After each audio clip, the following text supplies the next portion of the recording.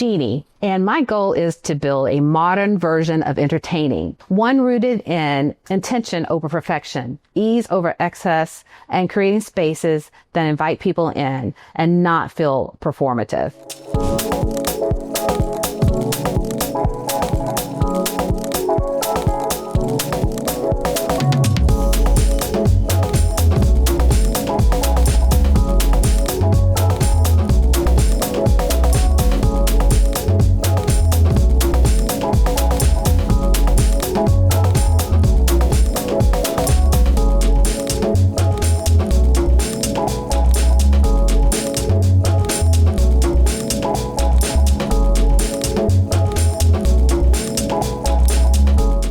A theme doesn't need to be literal. Here, Mahjong is about rhythm, ritual, and gathering, not novelty. When a table tells a story, guests feel grounded the moment they sit down. Games like Mahjong are having a cultural moment right now. I think we're craving slower, more tactile ways to connect. Mahjong invites conversation, patience, and presence, the same things we want from gathering.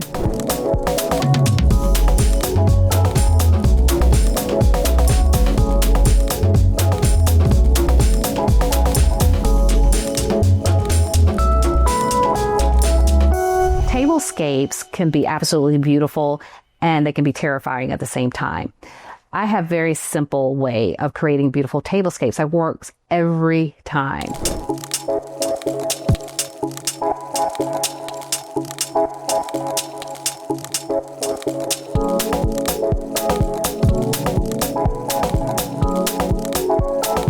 I believe in creating them in layers. We're talking about a base layer, middle layer, and a top layer. So I'm going to explain that to you very easily here. The base layer of a table begins with your tablecloth,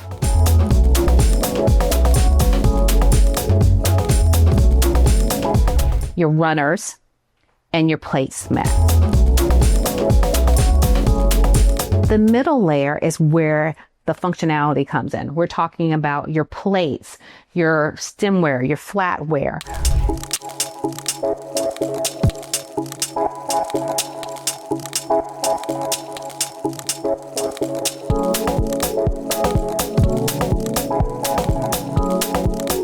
Those are going to make up your middle layer. They provide the function for the table as well as your napkins. The top layer is my favorite. That's where you're going to have the glee. That's where people are going to sit down and feel welcome and enjoy their stay. And you could say, hey, welcome to my table. That includes things like flowers. We're talking about candles.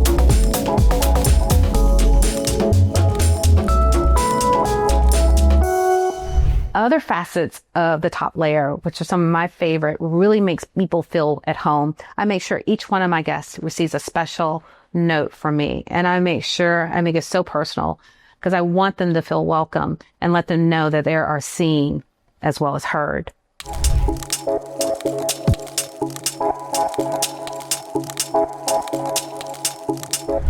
Adding little gifts as well for each guest.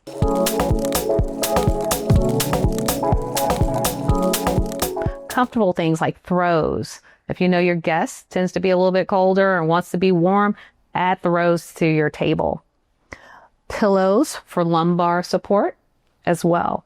And in this case, I use the Mahjong theme because I want people to gather. I think this is a great game to get people together, to connect, to really enjoy the evening.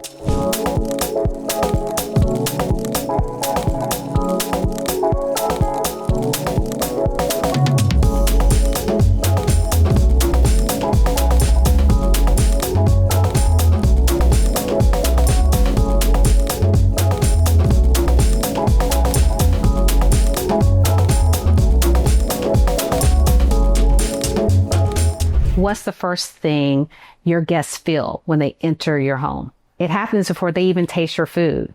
It is a fragrance, a scent. Scents are very important because they're memory driven. They signal comfort and care. So if your house smells good, your guests are going to feel good.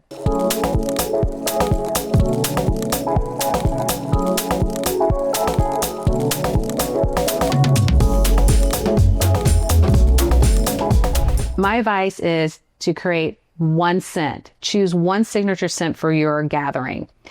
You don't want to have competing scents. So one candle, one scent, and light 30 minutes before your guests arrive. So the whole house or your area where you're serving your meal gets wrapped in warmth. Also, one big point, make sure you light your candle away from your food. You don't want to distract your guests. The seasoning is in the food, not with the candle. I love linen room sprays because it adds to your candle flora, if you want to say. So what I do, I spray my guests' pillows. I spray their throws about 30 minutes before they arrive. Again, creating more warmth and comfort and makes them want to, sit at your table and gather. And it says, welcome to my table. This is the way I think about creating a tablescape. It doesn't matter if it's high end or low end. You can mix and match high end with low end pieces, plastic with fancy stemware. You can mix plastic forks with your silverware. But to create a beautiful tablescape, think in layers. We're talking about your base layer, again, which will be your tablecloths, your runners, your placemats. I will start with neutrals and build as you go along, adding more colors. Your middle layer, which is your functional layer. We're talking about plates, stemware, all your flatware. Again, you can mix high end and low end with your middle layer with ease. And also the top layer. That's where your personality shines. That's what brings people to your table.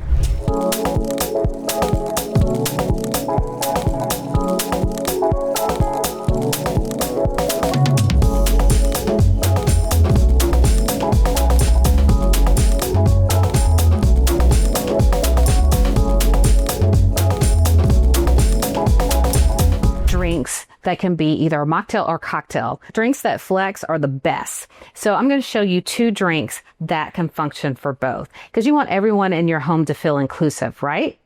So this is one of my favorite drinks. This is a pear mocktail cocktail, and it's definitely in my cookbook.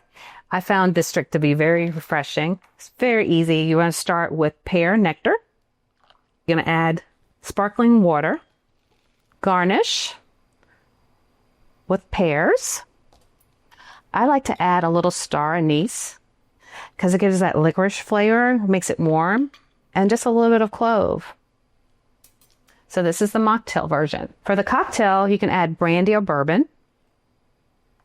Again, I like to add the star anise, cloves, and I actually top them off both with a cinnamon flavored syrup. And this is very simple to make, simple syrup.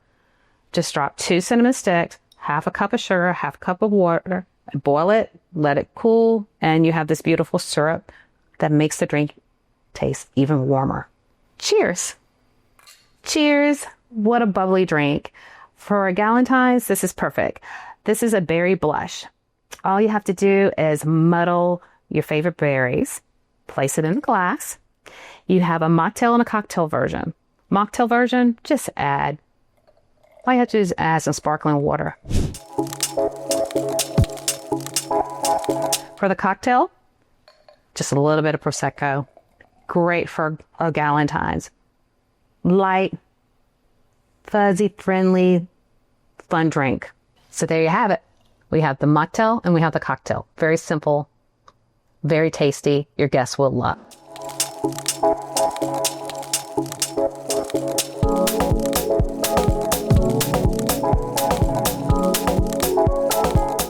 One of my favorite things when a guest arrives at my home is present them with a signature drink. For my household, our signature drink is the almond iced tea. But your signature drinks do not have to be fancy. Make sure it tastes good, it's refreshing, and it puts a smile on your guest's face. And also, a drink bar is essential.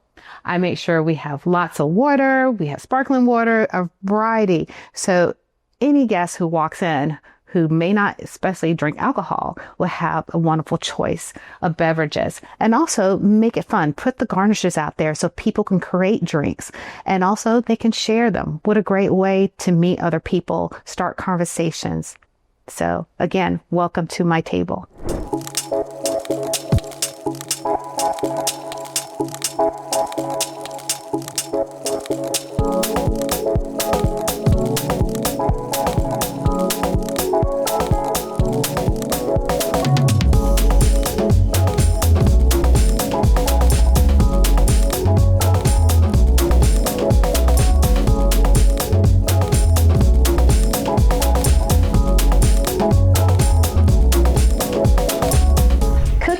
isn't just about food.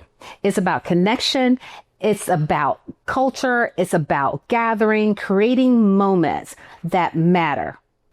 I'm Jeannie, and in my kitchen, every dish tells a story, rooted in flavor, tradition, and a whole lot of love. On Upscale Magazine TV, I'm serving more than just recipes. I'm sharing inspiration, elevated comfort, and the joy of making something unforgettable, one plate at a time. Join me as we turn everyday meals. Let's cook, let's connect, and let's make it upscale.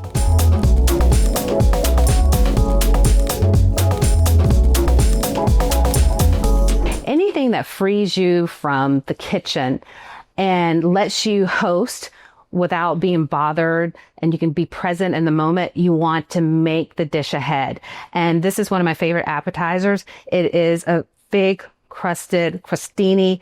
It is so flavorful, yummy, and it has my favorite caramelized onions on it. So I'm going to show you how to make this. Very easy. You want to purchase a French baguette and just cut the slices. Toast them, let them cool. Get your favorite goat cheese. You want to spread the goat cheese on the crostini. Add your fig preserve. And you want to add some caramelized onions. So you get that sweet, tangy, savory taste. And just garnish it with a little thyme. And there you have it. These beautiful, beautiful fig goat cheese crostinis. Appetizers should feel elegant but approachable. Balanced, sweet and savory, soft and crisp. That's the rule. When flavors are familiar but elevated, guests feel comfortable and they're going to want more. So make sure your appetizers are approachable, and don't be afraid to mix the sweet and the savory, crisp and soft things together. Make vegetarian dishes feel like they're the star, not a side piece. So you want to treat them with the same care, seasoning, texture, and presentation. So we're going to top this dish off with our lemon olive oil drizzle. And there you have it, a wonderful, satisfying meal.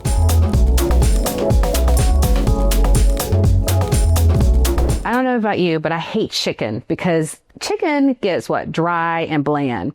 Well, I found a way to make a chicken dish that's absolutely fabulous, that's celebratory, that's fresh, with fresh herbs, citrus, and you will want to make this every time you have people over or just for yourself. And it's very simple. You want to start your marinade, which will eventually look like this. You're going to zest 1 lemon, 1 orange, and a lime. You're going to juice each one. And you want to add salt, basil leaves, shallots. I added some dried garlic, which is absolutely fabulous, and rosemary. And what's going to happen, you can get this beautiful marinade. But before you do that, please make sure you season your chicken. So a little pepper, a little bit more salt. Take your marinade and just pour it all over the chicken, just like that. What you need to do is let the chicken marinate for at least 6 hours.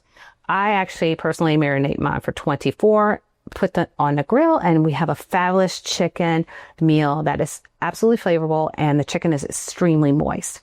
A simple finishing touch, a drizzle, a sprinkle creates a moment. It makes the experience feel intentional without extra work. If you want to keep your meal more celebratory and not feel so heavy, use fresh herbs, vegetables. They actually ground your meal and it just makes it satisfying. So for this Galentine's, I've chosen simple desserts.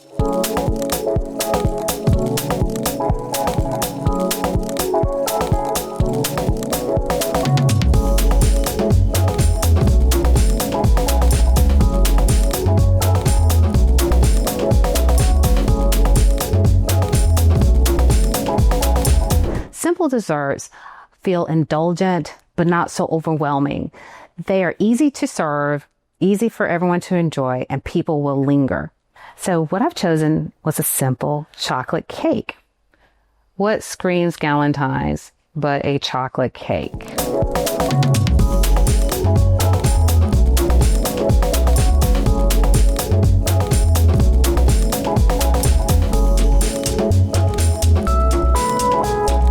Another simple dessert, the berry parfait.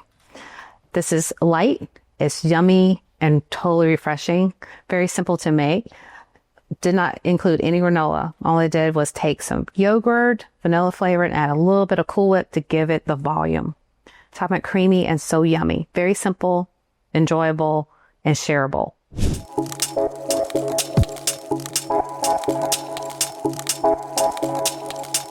Of course, we had to have the classic chocolate strawberries. Little bites of indulgence for everyone.